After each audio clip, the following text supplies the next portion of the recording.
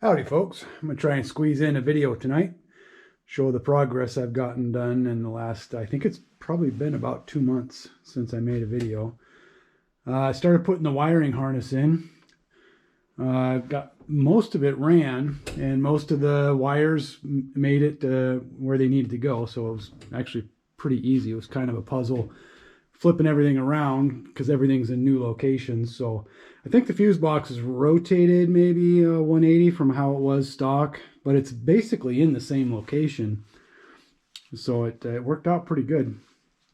I cut the transmission harness when I was dismantling the truck and thought I'd just, be able to just splice the wires back together. They're all color coded. Well, I didn't realize they had 2 yellow blacks and 2 browns and 2 blues. So I had to get a wiring diagram to get that all figured out, and that was quite a bit more difficult than it really should be. So it took some time to find the right diagram for it, and I'm pretty sure I got it back together properly. I had to ohm out some solenoids in the transmission to make sure the wires I was holding on to were the ones that went to where I thought they went. So that all looks good. I think it's fine.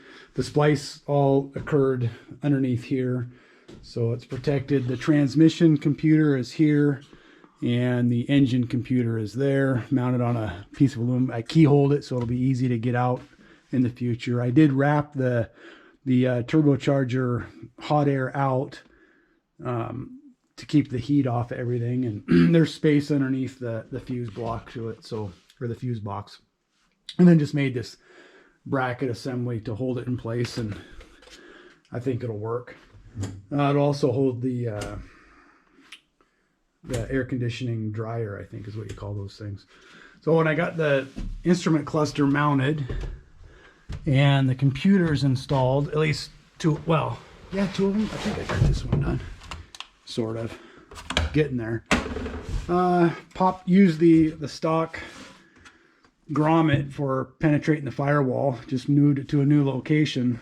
Like I said, everything's flipped, so it was supposed to go back this way because, of course, the passenger compartment's back here.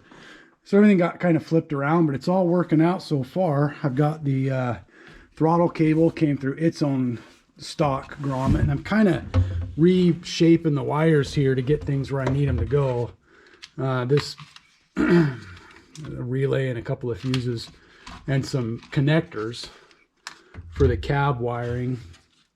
I just got to get it mounted up in here somehow convenient. This is mounted. It'll be behind the dash, so you have to pull the dash out, which will be easy. I'm not going to try and hide my fasteners. I think I'm going to do it out of a piece of black walnut and fit the stock components in it. I think it'll look nice. And then I'll have a frame that comes up over the top, of course, just below line of sight, and all the heater, a couple of heater vents and controls, radio and stuff will be over there. Lights, 4-wheel drive buttons, that kind of thing. But that piece will come off, so you can get to that if you need to. Not a big deal. I did end up with, this is weird. So I also cut this harness and thought, yeah, it'll be easy. I just put the wires back. But I've got 2 extras.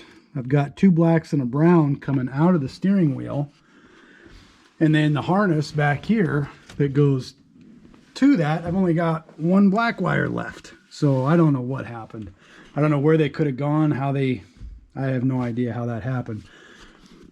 It's a complete mystery. So I haven't figured that out yet, because that doesn't, I bought 2 different electrical diagrams. One worked good for the transmission, and both of them are incorrect for the steering wheel for these buttons. And I tried ohming it out, and I'm not getting any continuity through the column into any of these wires for any of these. So I don't know if I spun it too many times. Like it's got a limit. I don't know if it's a coil for each wire in there, or if it's a contact, a set of contacts on a disc. I don't know. I haven't taken it apart. It doesn't look like something you can take apart without breaking it. So I'll give that a try here pretty soon. So you can see, so from my perspective, that's where the instrument cluster goes. So I think it'll be right. It's a little tighter to the column than it was stock, and I got to figure out how I'm gonna put a cover over the top of this so I can get to all this stuff later. Something that looks at least halfway decent, but is maintainable. I got the I don't know if I had this in last time, but I got the cowling plywood cut out. Decided to use plywood here. I'm kind of loath to use plywood anywhere in here, but this piece, I think it's going to work out good. It's going to give some sound deadening, and you know, I can keep it thin. I don't want it thick. So back here, I've got more room to play around with. I'd like to do foam panels with aluminum bracing. So we'll see how that goes. That's what I'd like to do. There's a lot of things I really would like to do on this that I've scrapped because of time. So anyway, wiring's coming together. It's not going too bad, other than the two places I chose to cut apparently were the worst choice. So in the back here, I did get the fuel lines in. So new stainless steel tubing and some braided hoses and AN fittings to connect everything. And then back to the fuel tank. Easy. So it's hooked up mostly. Obviously it's installed, and hopefully it doesn't fall out. I'm going to pressure test it and soap check everything before all the fittings before I connect the fuel neck there. Fuel pump and filter assemblies are in. I got to do a little bit of strapping down here on the suction line. And the return line, because this just circulates fuel all the time, the return line's got to get hooked up yet. I think it goes here. So that's getting close. And then I'll flush the lines. I think I'm going to put the stock fuel heater back in. It was up on the passenger side next to the engine. I think I got to do something with that fuel line. They're just two dead end lines sitting there that need to be connected, so I might as well put that back in.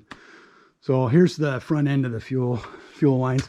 Now, for the life of me, I could not find a quick connect in a 1/2 inch OD tubing, which goes on.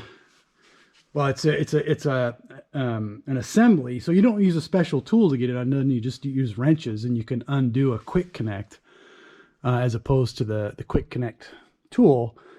I can get them for the 3/8 and smaller, but not for the 1/2 inch. So I went with the parts that came with the fast fuel pump kit.